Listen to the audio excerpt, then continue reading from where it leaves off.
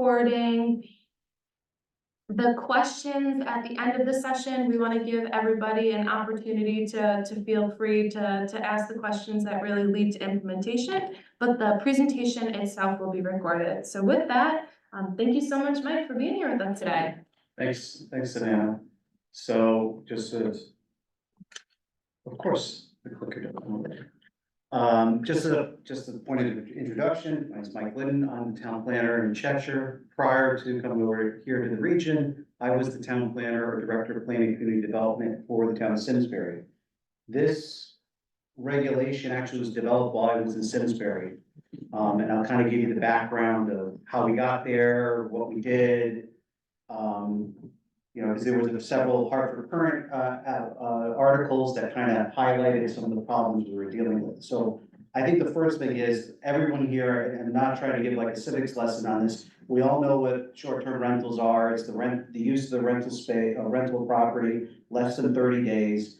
The platforms are growing. When I started this enforcement case in 2019, really you had Airbnb, you had VVRO, you had Craigslist. Now you could see rent, you know, there's a few other ones, the Casa, Rent Cafe, etc. So one of the things that I think that as a professional really is keeping up with all these different platforms in order to find out how many you have in your community and what they're using. So I'm gonna go over this later in greater detail, but really in Connecticut, you have two ways to regulate the use, either by zoning regulation through your P&Z, through your zoning commission, whoever the zoning authority is, or through the legislative body for the community to create an ordinance pursuant to Title VII of the General State Statutes. We weighed both options out when we dealt with this in Simsbury, and we chose Title VII as the avenue versus zoning. And I'll kind of explain how we got there and then go over the ordinance, because I think there's some very important things when it comes down to pros and cons on this selection, why the ordinance was the option that we chose over zoning. On the next slide. And this is just really I'll give you the Cliff Note version. So the pros and cons, obviously, if you kept it with the zoning regulations, your P&Z, your zoning commission, they still have the authority on making decisions on a land use option. Versus the issue with enforcement is when you do a zoning regulation as the way to enforce it, how do you take it away from someone if they misbehave? How soon can you bring them to court to tell them, you know, you're in violation, you're violating our regs, you're violating your approval, etc. And it becomes an issue from an enforcement standpoint. When you use the ordinance option, that time frame changes. And taking something away from a bad character is easier. So, how do we have this thing pop up? So, and this was, I could say the address because this was part of a Hartford Current article. We had the owners of 45 Old Farms Road, the barn, which was a house and it had an accessory apartment in it. They were renting out the house and the apartment on Airbnb and permitting events along with using the house. One particular event, it was in October, and there was probably 300-400 people in the house. They did $10,000 worth of damage. There was parking all over the place. This is in an area, very rural section of town in West Simsbury. They went on the main street, the Old Farms, which I would never park my car on. That is not a pedestrian friendly road. There's no sidewalk. It's narrow. The average speed probably is about 45 miles per hour. I would never, these people were lined up on the street everywhere going into this party.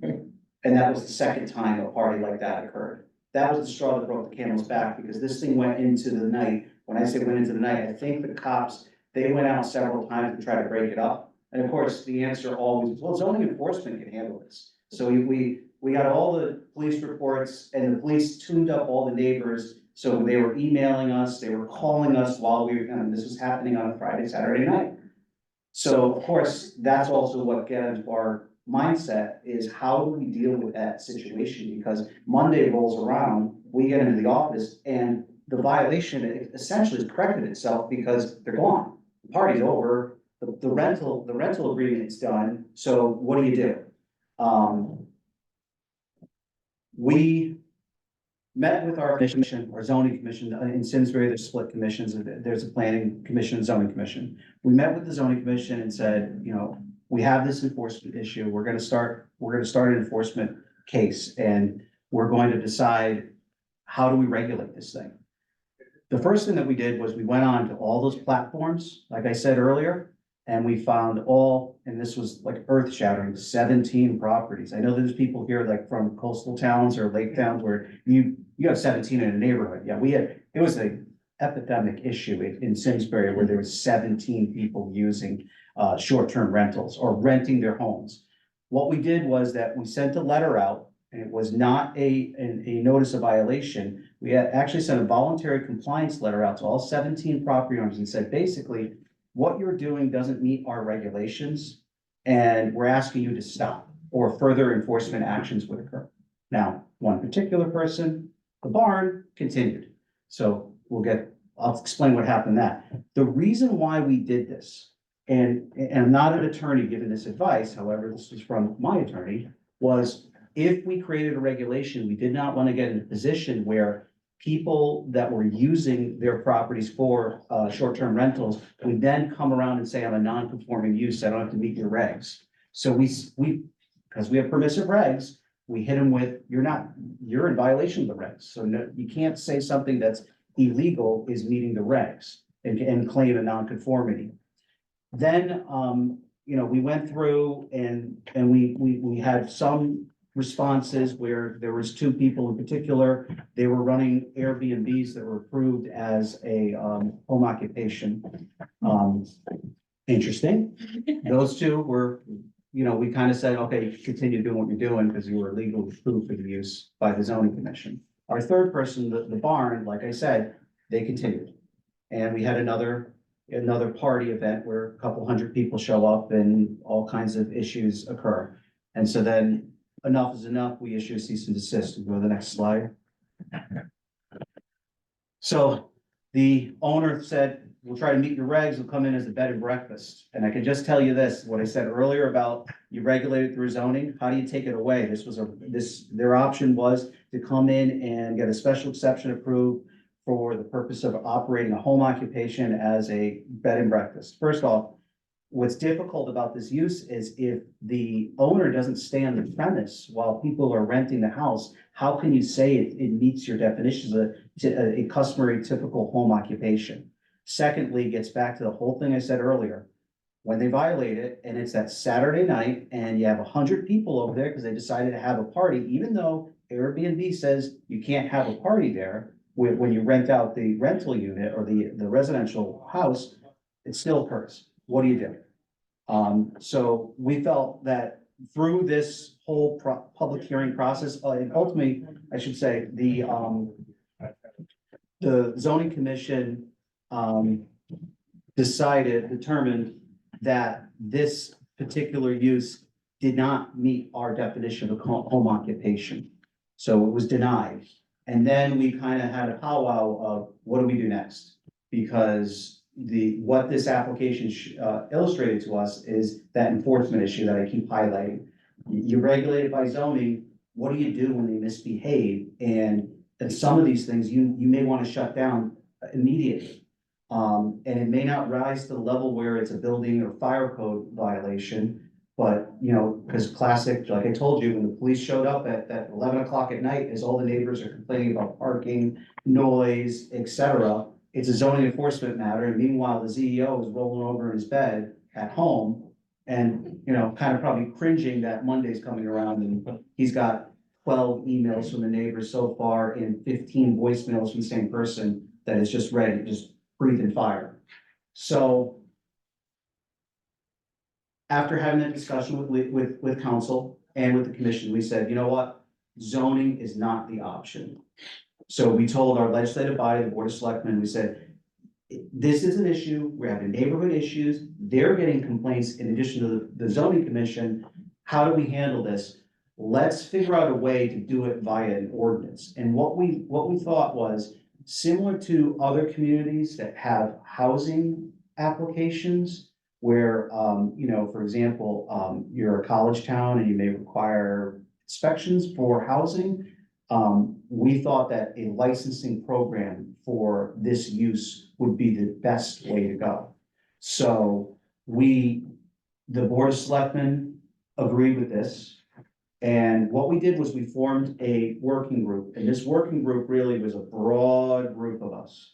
So it wasn't just a planning and zoning matter. We had the building official as part of this meeting. There were 2 members from the Board of Selectmen that were there. I had a member of the zoning commission, tourism board, planning and zoning, EDC, the health district. So we said, if we're gonna regulate this, we're gonna do it in a comprehensive manner. Everyone's gonna be part of the conversation, and further, like, we're going to have an ordinance that covers everything that we can imagine as major issues. Because obviously you can't regulate to everything, but what we did was we drafted an ordinance because we had so many different disciplines at the table. This is how we got to this ordinance, and I can't stress enough, this ordinance, the one thing I will say at the end, well, I'll preface it now, when the ordinance came into play, half of the people that are using Airbnb, et cetera, just stopped using it because they didn't want to deal with the town because of some of the standards that we put in there. So it kind of self-regulated the use itself. As we were meeting, these were kind of like some of the issues or subjects that kept coming up in all our conversations. Like, one, what's the appropriate total number of guests for a Airbnb rental? Is it, are they renting the house? Are they renting an apartment, like an accessory apartment if it's allowed by the regs? Like, what's appropriate there? Then that's where the building official is coming in. Well, the building code says the following, like, okay. Events were the thing that were getting all the complaints of the neighbors. Although we know that some of the major platforms will tell people, you get in a contract, use our platform, you can't have an event. No offense, California is not gonna stop it when it's in Connecticut. I mean, and if they're gonna try to say you can't use it, and I know that they're just changing email address, changing name, and they get an approval from the platform they're using. Another thing that came up was, what do you do with the property owner? Does the property owner have to be present the entire time? There are communities, so as we were coming up with all these kind of items, we looked all over the country. Boulder, Colorado, that was one of the communities we kept looking at their ordinance. Houston, Texas was another. They have a registry notice. I'm trying to remember, there was 2 other ones. One was out of Georgia, one was out of Florida.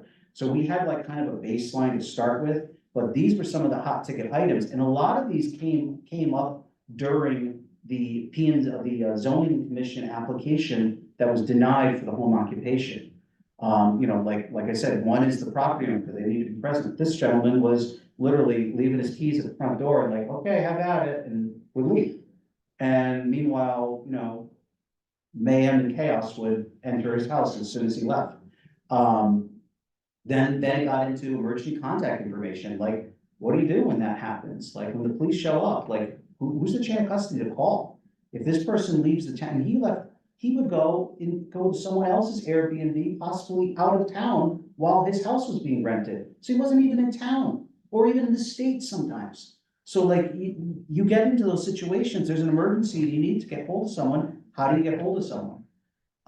Life safety inspections. One of the things that we were discussing, it was right after the event that was in California where they had an Airbnb that was rented and they had a party. They were on a deck in the back of the building and the deck collapsed because of the number of people that were on the deck. So we're like, single family home, everyone here knows, unless you're taking a building permit out to do a renovation, the building official's not coming in your house to see if it's safe or not. I mean, that's kind of on the homeowner. But once you start getting into a rental situation, like, are you keeping up with replacing the batteries of your smoke detectors? Because think of it, when I'm renting your house to stay there, I'm like staying at a hotel. I don't know at night what, how to get out of the hallway, et cetera. So, or if anything. So these were kind of the life safety things.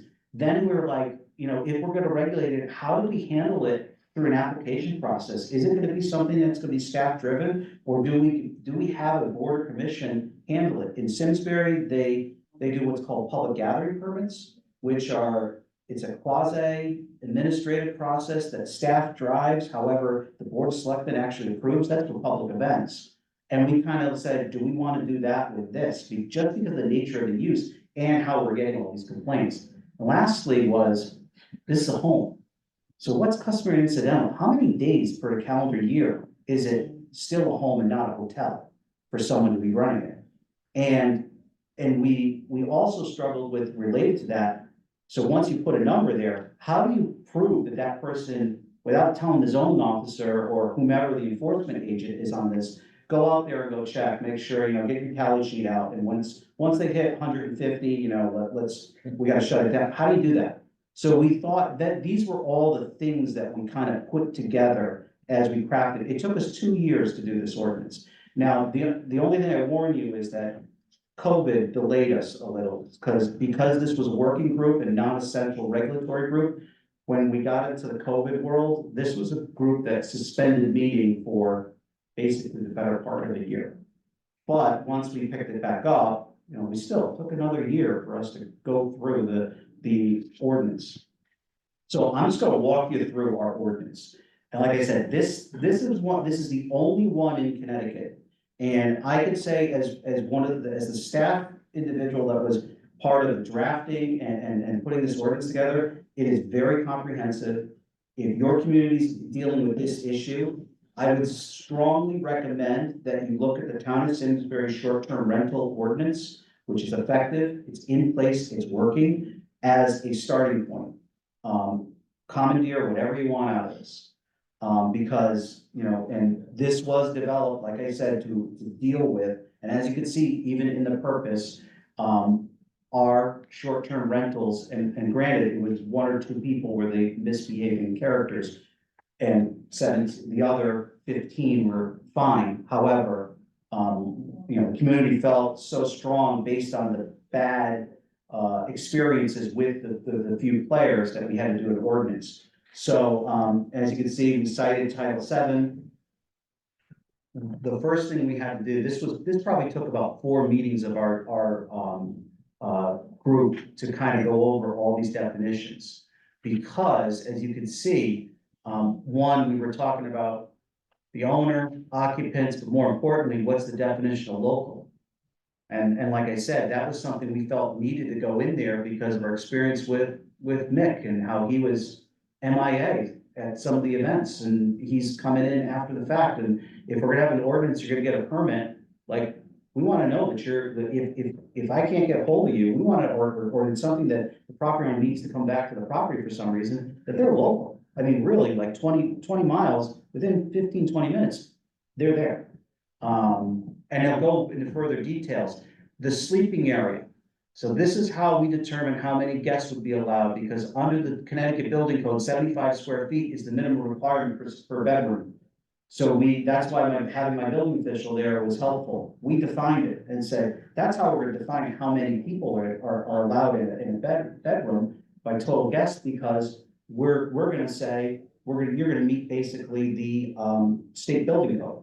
The other was, we had to define events. Because those spin-off things that were occurring were what was the issue that people had. Now, granted, there were other people complaining about the transient nature of the use at other properties. However, they weren't properties that we were having the events, et cetera, and which were bleeding into bigger issues. So we defined it just really broad and, kind of said basically anything of a gathering of people. And our concern was, he was candid, the guy who was in violation, who, we issued the cease and desist after his application denied. He's telling us he's got weddings planned. And he's like, what do you want me to do? Like, we're like, not my problem. Like, you're in violation. Like, kind of want you to explain it to a judge. Which I should say, eventually this went away. So we outlined a permitting process, and I had the luxury as the director of planning of inheriting this fun-filled use. But we decided to keep it with staff, because we really, and you'll see later, created a very, narrow and highly defined, process for people and what can be considered, consistent or compliant with our short-term rental ordinance. You know, for example, like I said earlier about the contact information on the application form, you gotta provide me who's the owner, what's the contact, you know, what's the number of sleeping areas, and then a signed affidavit that you're in compliance with health code, zoning, building, et cetera. In addition to, you're gonna allow us to do inspection to confirm that, because as part of this, there's a initial safety inspection that's gonna be, completed by staff. And that was our intent was, like I said, that California incident, we're gonna go out there and take a look, and if there's something that's an issue that may be a violation or a concern from a building code standpoint, life safety perspective, we're gonna bring that to the attention of this homeowner and say, listen, you wanna rent your house out, then you gotta correct this life safety matter or this building code violation first. So we know that the property has clean bill of health and it's safe. So we're not letting you to use this property and have a known, violation. What I said earlier about the number of days, it took us 4 meetings to get to 100.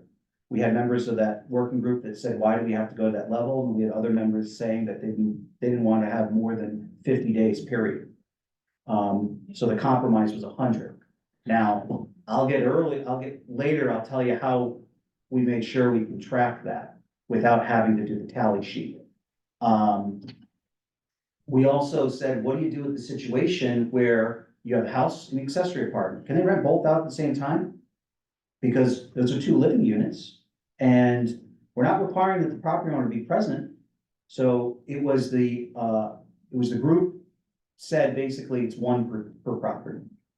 So even if you have multiple houses on the property, multiple living units, 1 short-term rental, period. And that's something you have to consider. Because our position was, well, then it's really morphing into something that's not a single family home. You think of it, it's one thing when you have the one house that's being rented out. Now you have the apartment and you have the house rented out. Well, what are we? I mean, we're not a house anymore. Are we a hotel? Are we a motel? What are we? Because it's starting to become less and less customer and incidental versus I rent my house out for no more than 100 days, or I rent a room out for no more than 100 days on one of the digital platforms, and it's still a house. The parking requirements. So we, as part of the submittal requirements, there are the regs up there, 2 spaces per dwelling unit is what's required.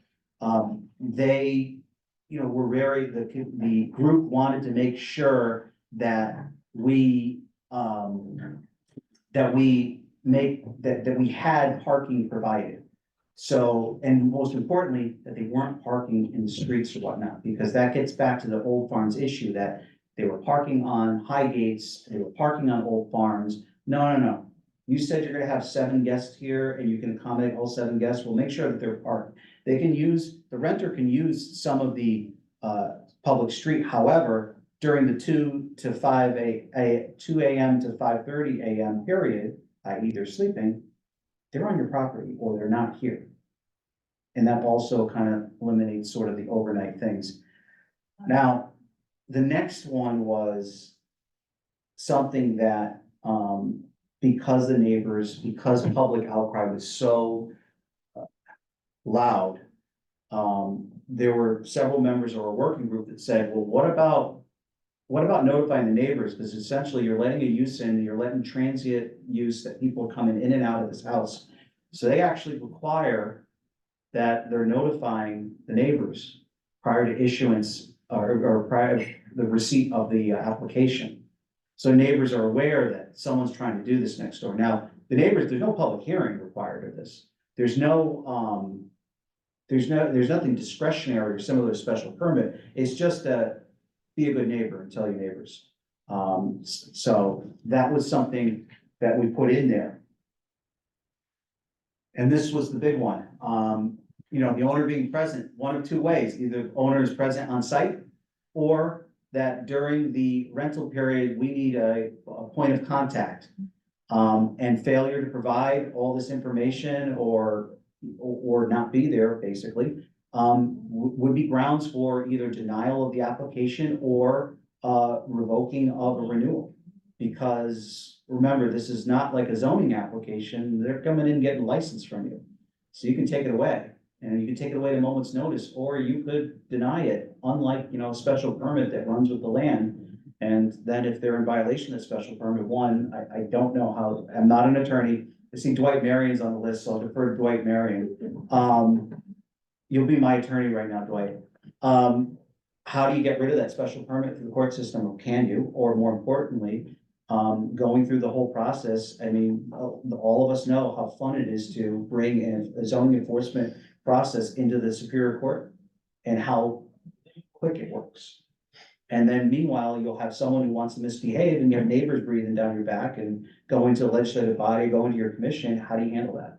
So that's why, you know, we did this. We went as far as dealing with accessory dwellings. You know, what do you do when they say that the apartment they want to use is the shed out back? Or however, I mean, like, I've seen them now that you can rent a yurt. Up in New Hampshire and Maine, you could rent a yurt through Airbnb for, I think it was $110 a night. Just have a stove in the middle and have like a sleeping area. So that's where we, you know, because I brought that up, but what's me stopping with renting tent space out in the back of my yard? You wanna deal with that too? Because that's a reality. And that's how, when I say we took a long time with this ordinance and added a lot of things, we played.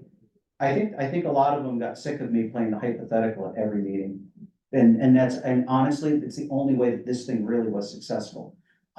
So we said, you know, basically, you want to use accessory dwelling, fine. Make sure you have a certificate of compliance from the zoning commission that you can use it for the use. Two, make sure this is all the utilities are there. You know, we're not having you're sleeping out in the shed and here's the bucket, you know, empty it when you're done deal. And then also just that first one is the big one. We're basically saying that you want to use the accessory dwelling, fine, make sure it meets our regs' definition of a home. So we got all the standards, and then we said, you know, what are they we gotta figure out how long these permits will be valid for, and how do we handle renewals? And that's where I'll get into some of the enforcement too, with renewals. One was, we figured that we were gonna give people 2 years. You're gonna get a permit, it's gonna be valid for 2 years. We went as far as saying when it was expiring, because one member of the working group said, like, we had to be really specific. So we did that. Obviously, I said earlier, the planning director had the luxury of inheriting this because no one else wanted this. We required that the applicant, when we established a fee, we established a time frame, but most importantly was the copies of the sales tax receipts from previous rental periods. We asked for that because one, they got to report it to the state, and two, that gives us the ability to look at whether they exceeded 100 days or not. And if those documents prove they exceeded 100 days, then their permit wasn't renewed.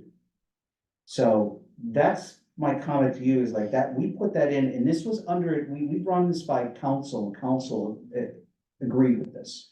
So, and I know there was comments earlier about legality of portions of this. This ordinance was reviewed and approved by the town attorney in Simsbury. So, I mean, it hasn't been tested in court, but it was reviewed and approved, and he said it's defensible. Really, you know, this whole renewal process, similar to the application process, we tried to make it black and white. And that's the biggest thing I would say. I know that this probably goes above and beyond what you usually see in ordinances, but we really wanted to get zero wiggle. This is where we said earlier about, you know, providing bedroom space pursuant to the code. We went into some real life safety things we're looking at. We put a number of total number of people as 6 because their definition of family in Simsbury is 6 unrelated people. So we tried doing that. You know, granted, we didn't have a lot of, I'm telling you, 17 properties. I think that really in that sense, you gotta look at your community. If you're a beach community, what's it like in that beach community? Do you have larger homes that you could you could have, more people, using these homes, then if so, do what's right. The only thing I would say is make sure that you kind of tie it to the building code from a life safety standpoint on that bedroom area. And say, I don't care how many you're gonna have, you're gonna make sure that your bedroom space has the 75 square feet per occupant. And then the other was just the whole life safety of working smokes, carbon monoxide detection, fire extinguishers, clear path. We were concerned about that, because we're like, you know, you're going in someone's home that may or may not, it may be a hoarder, something like that, where this could be an issue. Like I said earlier, you don't live in this home, so you're sleeping there one night, so if something happens at night, how do you, the guest, know that's a safe way to go out if the lights are out? I said it earlier about, meeting the state building code on sleeping accommodations. Because it was a rural community, we wanted to also bring the health district in. If they're on septic, make sure there's no, there's like a failing septic system out there, and it's just Mike Glidden living in a house, and now I'm gonna go rent it on BBRO, have 6 people go in there, and, just, you can tell how beautiful that yard's gonna look as that septic keeps hemorrhaging out. I just want to make sure that is addressed. And the other thing was that we put in there this conduct and unreasonable, that was another neighbor thing. That was asked by some of the neighbors of the old farms that, like, can you say, like, in addition, you're saying no parties, but we don't want to hear no loud music, etc., like all those other kind of nuisance things. In Simsbury, they don't have a noise ordinance, thankfully. Nor do I work in a community that has a noise ordinance right now. So we added a lot of those things. Those were the catch-alls. So, enforcement was our last thing that we highlighted, and really got into, the whole process of enforcement. And a fine, of $250. Kind of giving the timeframe of due process of when to correct the violations. And then later, in the next section, we discussed appeals. So, one of the things that came up was, and this was my member from the zoning commission, well, if you get a zoning permit, it's denied, you go to the zoning board of appeals and try to overrule the ZEO. So when they apply to you and it gets denied, do they go to ZBA on this, or what do they do? And we elected, because Simsbury had a fining, citation ordinance, we decided to utilize the hearing officers. And we said that, well, it makes sense, why don't we send it to hearing officers? Because really it's fact driven. We're trying to avoid using the board. Furthermore, from a citation perspective, the hearing officer is gonna see this thing anyways. So why don't we, if someone's appealing it, let's make sure that they're seeing it every step of the way. So we set that up, and, we got very, very, very specific on the time frame of when you need to file with the town clerk, not with the planning department. Your appeal, it goes to the hearing officer. Just like the citation, citing over to 7152 for the citation process. So really, it kind of gave, we gave people, not only, we have a strong ordinance here, but we gave them a due process avenue. So if they disagree with an action of staff on a denial of a permit, they do have an avenue to talk to someone, and it's not a board. It's the hearing officer. They would be going there as an enforcement action anyways, because if they continue to violate, we would be fining them. So that's our ordinance in a nutshell. And what I can say to you is this, is that the ordinance option, if it's clearly defined, is probably the best option to regulate this use, not the zoning regulations. Because, like I said earlier, what do you do when it's the 2 o'clock in the morning phone call and they're misbehaving? Or how do you deal with the individuals that they won't let you in, they're not complying with some of the standards? Then you're going through the civil court proceedings through a zoning enforcement matter, which could take 1, 2, Mark, how many you think in years? 3? Yeah. So that sucks. Title VII, on the other hand, you could take it away from them quick, and then you can go to court. And there's no legal debate on whether you have the authority to or not under Title VII versus zoning. Like I said, if it's a special permit or et cetera, variant, whatever, that gets dicey. So, that's what we did. And I think, you know, that if you have this use and you're struggling on how to deal with it, I think the ordinance option is way to go. I would strongly recommend, oh, and I should say one last thing. We did update our zoning regs. After the ordinance was adopted, we added in our regs that the use was as of right use so that we didn't have to deal with it from the zoning perspective whatsoever. Cause, you know, we were concerned that, okay, so let's have a bad character. If we tell them, oh yeah, you gotta get a zoning permit too, then what, we're gonna open our doors up to a ZBA appeal, or we're gonna open our doors up for just zoning enforcement issues when we already said that's not how we want to handle the issue. So the as of right use, we're just out of it. We don't regulate it, go to the ordinance. And it just cited, if I recall, we defined what a short-term rental is, and the same definition from the ordinance. We put that in the zoning regs, but most importantly, we said, that the, short-term rental was allowed as of right, assuming you have your permits pursuant to the ordinance from for short-term rentals. So that way, we tied that loose end down from a zoning enforcement perspective, because remember too, we went around to make sure no one could say they're non-conforming and cited them. So we had that lingering sort of thing, what do you do with all these people, they're in limbo, and they thought there may be a zoning regulation coming or zoning enforcement action coming. So we did that, so that was the last thing we did, and if you do choose the ordinance route for the regulating this, I would say throw that in there as belt and suspenders, so you don't get drawn into who's actually the enforcement agent. And the other thing too is, you know, if you're the planner or the ZEO, fight to have the building official be your enforcement officer, don't have the planner or the ZEO. I got the short end of the stick. The building official there, he was too busy to handle this, so that's why, and I'm sorry for all of my successors up there, because you've inherited short-term rental regulation. So, and with that, that's all I had. I want to open up, and my contact information is there, direct line and mobile for the town. You want to open up for questions now? Yeah, thank you so much, Mike. Let's see if we've got any questions in the chat or any questions in the room. Thank you. I'm gonna stop the recording.